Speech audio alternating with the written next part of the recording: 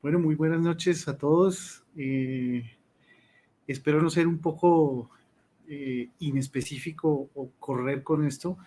Es una charla un poco más didáctica para poder entender un poco de cómo es el rol de las imágenes en ese seguimiento que es controversial en las pacientes con cáncer de ovario. Y entonces, pues, arranquemos.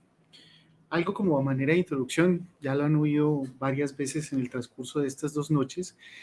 El cáncer de ovario pues es una neoplasia ginecológica muy agresiva, es la causa de muerte, la cuarta causa de muerte en cáncer ginecológico. Vemos cada día que vemos muchísimas cifras mucho más altas, de 238.000 nuevos casos por año, 151.000 muertes por año a causa de un cáncer que en realidad no tiene un tamizaje establecido. Esa falsa de tamizaje pues hace que la diseminación abdominal con síntomas clínicos pues sean mínimos y pues tenga una alta letalidad esta patología como tal.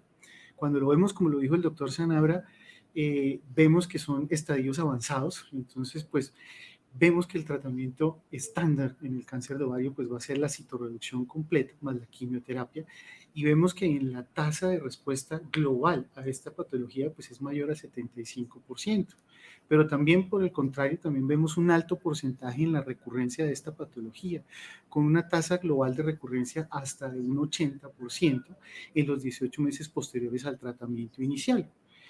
En estudios o en estadios tempranos, en muchos reportes, pues vemos que la tasa de recaída en estadios tempranos, pues miren la diferencia tan grande que hay, que va del 20 al 25%. Esa vigilancia después del tratamiento inicial, pues ha sido un desafío. No contamos con una estrategia establecida y hay muchas sociedades y muchos consensos de expertos que dan algunas recomendaciones y pues nos basamos en, en ese examen físico clínico que tenemos, en la evaluación, como lo dijo la doctora Juliana, de los marcadores tumorales y obviamente el papel de nosotros en las imágenes, que es lo fundamental o una parte fundamental en el seguimiento de estas pacientes.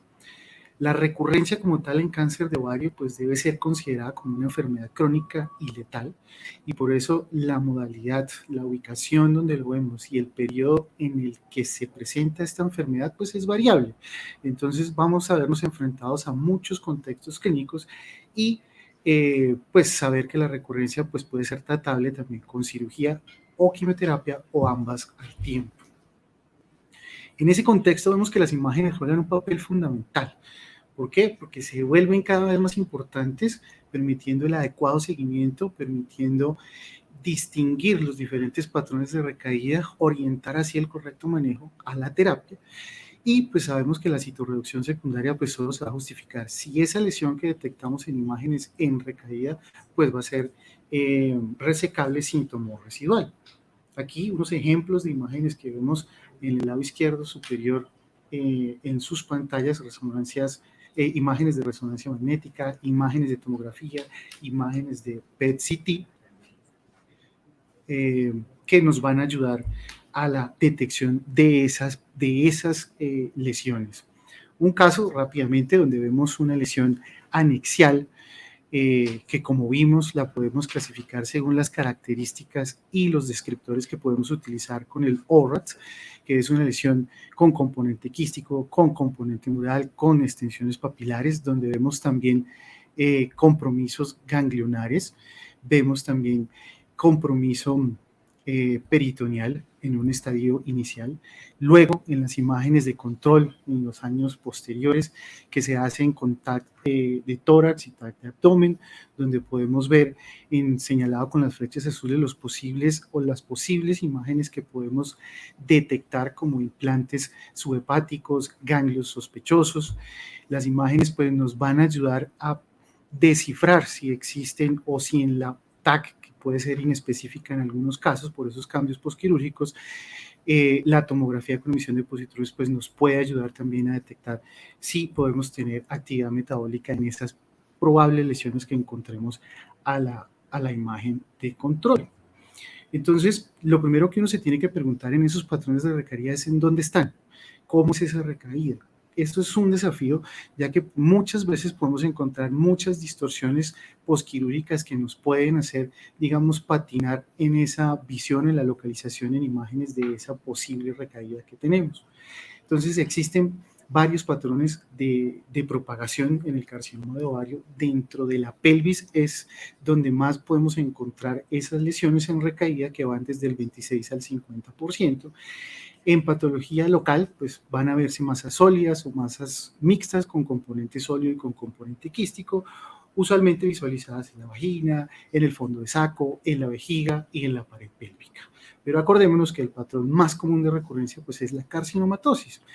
Y también, como dijo la doctora Palazuelos, pues el comportamiento biológico del cáncer de ovario pues difiere el patrón también de las metástasis y de lo que vamos a encontrar en los diferentes hallazgos en sospecha de recaída, donde lo principal pues va a ser en la cavidad peritoneal, puede ser también solamente superficial o puede ser también implantación al peritoneo parietal o visceral, dependiendo también de la patología inicial. Esto es para que recuerden un poco las localizaciones frecuentes que podemos encontrar como subdiafragmática, en la gotera parietocólica derecha, en la pelvis y en el mesenterio, y recordar pues cómo es, digamos, el movimiento del líquido peritoneal, que es donde posiblemente tendremos que pensar para ir a buscar esas lesiones. Si conocemos anatómicamente dónde podemos encontrarlas o dónde posiblemente tenemos que ir a buscarlas, pues va a ser un poco más fácil en las imágenes poderlas encontrar. En los implantes peritoneales, pues vamos a encontrar patrones de cómo podemos verlos: lesiones nodulares, infiltración reticulonodular, placas serosas o el omental cake. Los sitios, hemidiafragmas, el aumento, las bolsas rectuuterina, el cuadrante inferior derecho, como lo vimos en la imagen anterior en la circulación del líquido peritoneal, en el colon sigmoide, en la gotera parietocólica derecha. Después de pensar en esa diseminación, tenemos que pensar en la siembra peritoneal o en los vasos linfáticos. Entonces, ¿dónde? Pélvicos, paraórticos hasta en un 18-33% o mediastínicos, que puede ser un poco más extraño. Pero recuerden que estas cirugías, que tienen un grado de complejidad un poco mayor, pues van a modificar el drenaje linfático y vamos a encontrar también sitios atípicos donde buscar ganglios sospechosos, que pueden ser en la axila o pueden ser supraclaviculares. También debemos recordar entonces cómo podemos encontrar un ganglio sospechoso o qué es lo que tenemos que ver en un ganglio sospechoso. Entonces, antes de ver las características del ganglio, un ejemplo de esas lesiones nodulares peritoneales que podemos ver. Uy, no me sirve el señalador. Pero bueno, en las imágenes superiores ustedes ven un implante peritoneal en la gotera parietocólica. En la imagen que le sigue hacia su derecha, casi en la mitad de la parte superior, vemos unos implantes subdiafragmáticos muy sutiles, y es ese sitio donde tenemos que ir a buscarlos, porque pueden ser muy frecuentes y pueden ser sutiles, y solo vemos algo de nodularidad en la parte subdiafragmática que nos debe hacer pensar en esa recaída tumoral. O en las imágenes inferiores, donde vemos en la imagen ampliada un compromiso de la serosa del colon sigmoide, que también es un sitio común si conocemos o podemos ir a buscarlo en conociendo, digamos, la diseminación que puede tener las recaídas en el cáncer de ovario. Pasando a los ganglios, entonces hay que recordar cuándo en imágenes nosotros podemos sospechar que hay un ganglio comprometido por tumor. ¿Cuáles son esas características? La alteración en su morfología: va a ser un ganglio redondeado, va a ser un ganglio con aumento de tamaño. Usualmente podemos encontrar que el criterio que más usamos nosotros pues va a ser el aumento de 1 centímetro en su diámetro menor, la pérdida del hilo graso y la presencia de necrosis. Ustedes ven ahí en los ejemplos, arriba a la derecha, señalado con la flechita amarilla, un ganglio sospechoso interaortocavo. Más inferior, pues vamos a ver un ganglio, el que está marcado con izquierdo, que mide 9 milímetros en su diámetro menor, pues es un ganglio en las cadenas ilíacas del lado izquierdo. Y vemos en las imágenes de T2 y difusión, pues cómo podemos ver ese compromiso o esa restricción en el ganglio, que también nos puede ayudar a tener esa sospecha del compromiso ganglionar. En el lado izquierdo inferior de la pantalla ustedes ven como un cuadrito de ayuda que nos debe ayudar de ayuda que nos debe ayudar, de ayuda para podernos recordar cómo es que en difusión podemos ver una lesión sospechosa. Hipointensa e hiperintensa en el mapa de AC, que es lo característico de una lesión sospechosa. Esas cosas nos pueden ayudar a la sensibilidad de la detección de los ganglios hasta un 93%, con una especificidad casi del 97%. Si conocemos todas estas características, pues podemos, digamos, encontrar esas sospechas. Cuando hablamos de la diseminación hematógena, pues podemos ver que es común en recaídas avanzadas, es rara en una recidiva temprana. Tenemos que conocer que existen metástasis a distancia que regularmente pues van a ser a hígado, pero tenemos que tener en cuenta que en la parte hepática o subhepática es a veces difícil conocer las metástasis hepáticas o diferenciarlas de los implantes, como vemos esos implantes subdiafragmáticos que a veces pueden ser complicados de mirar. Sitios de diseminación hematógena del tórax, la presentación pues va a ser el derrame pleural, nódulos pleurales que pueden ser sólidos o engrosamiento pleural que lo podemos encontrar. En el ejemplo inferior pues vemos un implante subhepático que a veces en la imagen de TAC pudiera ser difícil de detectar y pudiéramos tener herramientas como el PET-CT para comprobar si esa lesión o es un ganglio o es un implante peritoneal o es una lesión sospechosa. Cada vez que avanzamos en el tratamiento del cáncer de ovario, pues vemos que la sobrevida pues aumenta en estas pacientes, y al aumentar la sobrevida de estas pacientes también estamos encontrando metástasis que son inusuales encontrarlas en el cáncer de ovario, como son las metástasis cerebrales, como son las metástasis óseas, o como pueden verse a veces metástasis a piel o tejidos subcutáneos. En imágenes, pues como siempre lo hemos visto y como siempre como radiólogos, la primera herramienta que nosotros tenemos pues es el ultrasonido. El rendimiento del ultrasonido pues es bueno, es el de primera línea, es de bajo costo, es de buena disponibilidad y tiene herramientas como el Doppler que nos ayudan a ver la vascularidad de lesiones que posiblemente pueden ser sospechosas de recaída en la cavidad pélvica, que es el sitio más frecuente, con sensibilidades en recaída local de hasta el 85% y con una especificidad que puede variar del 60 al 100. Puede orientarnos a hacer una biopsia, y en el ultrasonido transabdominal lo que tenemos que hacer es una búsqueda sistemática de ese patrón de diseminación del cáncer de ovario, detectar si hay ascitis, detectar si puede haber metástasis hepáticas o en el vaso, teniendo puntos claves en cuenta que la ecografía transvaginal pues es de alta resolución, nos da una información morfológica, nos da información sobre la movilidad de los tejidos, si hay algo de fibrosis o no, o si hay invasión a tejidos adyacentes. Y uno de los signos que podemos encontrar en recaída puede ser el líquido setado, que puede ser el único signo que podamos detectar al ultrasonido transvaginal. Límites del ultrasonido, pues es operador dependiente, los implantes peritoneales, pues por el ultrasonido transvaginal y en el ultrasonido transabdominal, pues son difíciles de encontrar. Las adenopatías, pues también pueden llegar a tener algo de dificultad de encontrarlas por estas dos modalidades, y pues obviamente la disponibilidad de equipos de alta resolución, pues juega también un papel importante. En estas imágenes que encontré en un artículo, pues muestran las exploraciones que uno puede encontrar en la literatura de cómo hacer un ultrasonido transvaginal en búsqueda de recaída del cáncer de ovario. Puede ser transrectal, puede ser transvaginal, y la exploración que uno debe hacer sistemática buscando esos posibles sitios de diseminación del cáncer de ovario en la cavidad abdominal.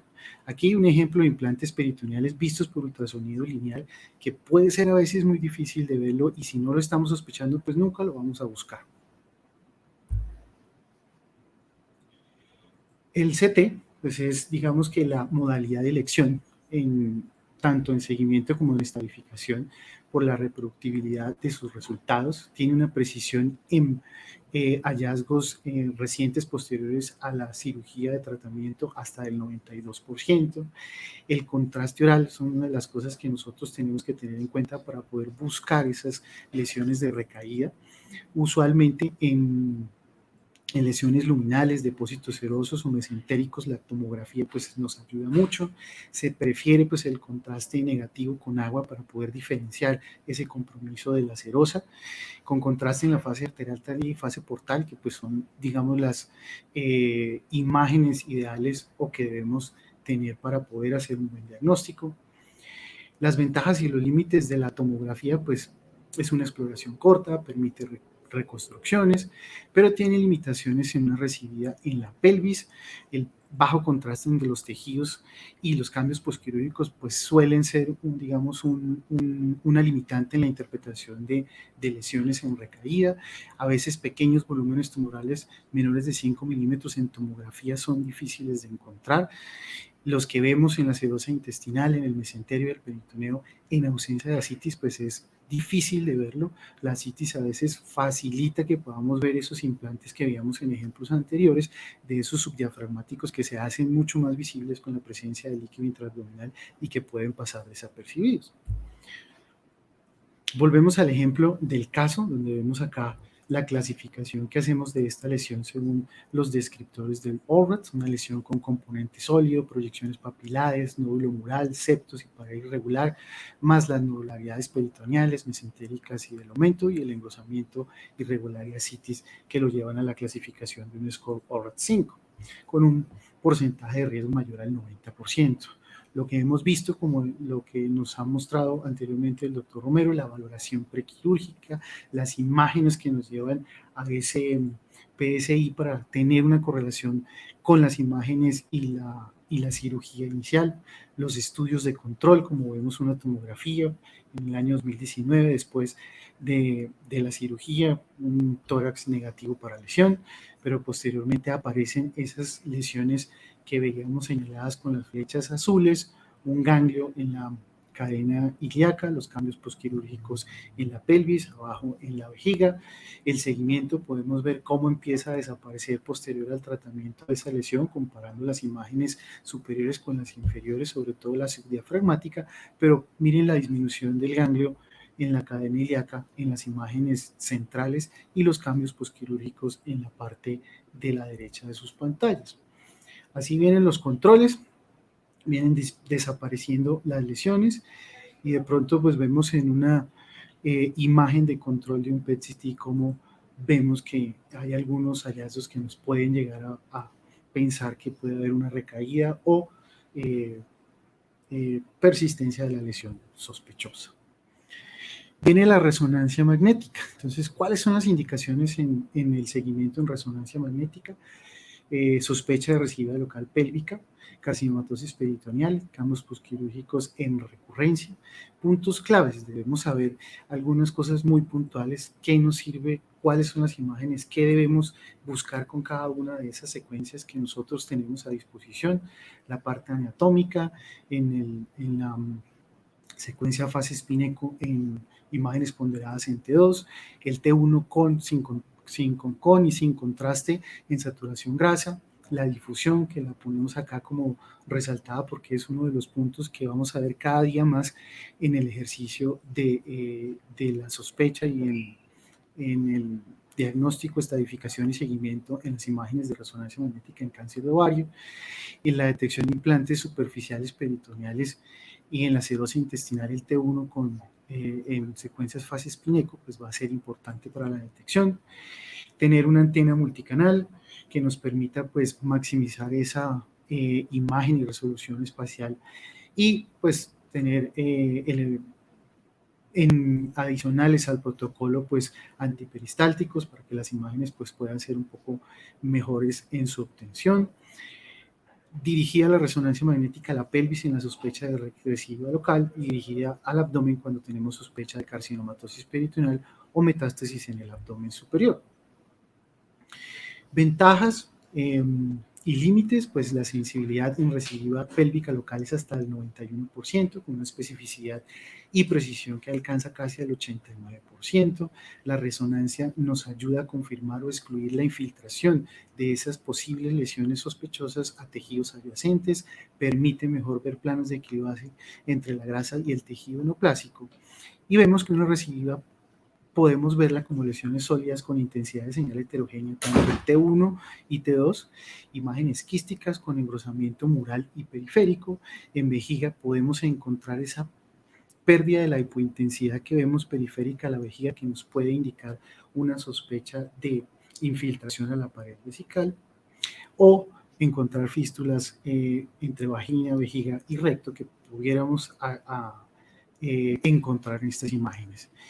En la parte dinámica y de difusión con sensibilidades y especificidades hasta el 88%, pero pueden haber grados variables del realce que puede ser más periférico. Esas recaídas pueden ser realces periféricos en las paredes o en los nódulos murales. En difusión, pues mejora la precisión. Las imágenes suelen verse hiperintensas en los valores de B altos o hiperintensas en el ADC, que es lo regular en las lesiones sospechosas. El T2 más la difusión permite la diferenciación en la fibrosis post-tratamiento, que se ve en baja señal en T2 como en imágenes de difusión. La recurrencia suele verse con restricción y señal intermedia en el T2. Con el contraste de los depósitos peritoneales, pues podemos encontrarlos hasta en un 95% con sensibilidad y especificidad del 80%, carcinomatosis con un patrón de crecimiento que puede ser sólido, quístico o mixto, sólidos levemente hipointensos en secuencias ponderadas con T2 con su restricción a las imágenes funcionales en difusión y mapa de ADC o la restricción mínima en los componentes quísticos y mixtos. La sensibilidad puede verse disminuida en implantes menores de un centímetro dependiendo del sitio anatómico donde las vayamos a buscar. Subdiafragmáticas, el epiprón, la raíz del mesenterio, la superficie de la sedosa intestinal, como le veíamos en el ejemplo de la serosa del colon sigmoide o en la vejiga. Muchos artículos pues, nos hablan de la precisión, de cómo pudiéramos elevar la sensibilidad y la especificidad de la resonancia magnética con las imágenes funcionales en difusión y vemos y el futuro de las imágenes de difusión pues es poder cuantificar esos resultados. Vemos que ya lesiones que podamos encontrar sospechosas donde cuantificamos el ADC, podemos ver las positivas como ven acá en la parte inferior derecha, los estándares o los límites en esas valoraciones para poder saber si una lesión es positiva o negativa. Y el PET-CT, pues imágenes anatómicas, funcionales, metabolismo cualitativo y cuantitativo, puntos claves, el enfoque clínico y terapéutico y el SV que nos puede llevar a predecir la recurrencia en el carcinoma de ovario, pues es importante en las imágenes de PET-CT que son imágenes funcionales. La sospecha recidiva en PET-CT pues va a ser el aumento del marcador tumoral, casos no concluyentes tanto en tomografía como en resonancia magnética, y pues las ventajas y el rendimiento diagnóstico de la enfermedad recurrente con sensibilidades hasta del 94%. El abordaje para el seguimiento, como para terminar y concluir toda la presentación, pues es un abordaje multimodal con imágenes más parámetros clínicos y de laboratorio. La elevación en serie del CA125 es la forma no invasiva de hacer ese control. Al menos 3 meses antes de la evidencia clínica se ve el aumento del marcador antes de que aparezcan las lesiones visibles en imágenes. El CA125 aumentado en pacientes sintomáticos lleva a que las recomendaciones pudieran ser las imágenes de seguimiento como CT y resonancia o el PET-CT en imágenes no concluyentes. Hoy en día también existe la modalidad del PET-CT con resonancia, que es una modalidad híbrida que permite una sensibilidad del 87 hasta el 91% de especificidad, que puede ser, digamos, el futuro en las imágenes híbridas de resonancia y funcionales con el PET-CT. Vemos muchas estrategias de seguimiento, no hay algo establecido. En imágenes, pues los casos de sospecha de recurrencia y no en vigilancia son las indicaciones pertinentes. La resonancia magnética en recidivia local, tumores de bajo grado, el CT cuando esté contraindicado, hallazgos no concluyentes en el CT y mejor en diseminación mesentérica y sedosa es la resonancia magnética. El CT y el PET-CT, mejor opción de seguimiento por su reproductibilidad y precisión, como lo vimos en los ejemplos, son las recomendaciones del American College y de la Asociación Europea de Radiología. En esta, un resumen del NCCN donde muestran cómo debe hacerse el seguimiento, es más que todo clínico y sintomático, donde las imágenes pues van a ser siempre condicionadas a la sospecha, a la elevación del marcador CA125. Entonces, a manera como de conclusión, el seguimiento individualizado cada vez va a ser más fuerte. Las estrategias pues es las imágenes en caso de sospecha, las recomendaciones que les doy cuando resonancia magnética, cuando CT, cuando PET-CT, siempre abordaje multimodal con las opciones que manejamos. Un ejemplo para terminar de una lesión indeterminada en la pelvis, los seguimientos con controles negativos, desaparición de la citis previa que se ve en las imágenes superiores, controles negativos, control negativo a los 2 años, y miren ustedes el PET-CT como nos muestra una recaída tumoral en la parte postquirúrgica y en la serosa del colon sigmoide, que es la imagen última que les quería mostrar acá, que a veces pues, puede ser difícil verla en la tomografía, pero la resonancia magnética, miren ustedes cómo nos puede ayudar a encontrar esa lesión. Esto fue una revisión pues exhaustiva para encontrar algo muy diverso que son los diferentes tipos de estrategias de seguimiento en el cáncer de ovario. Muchas gracias.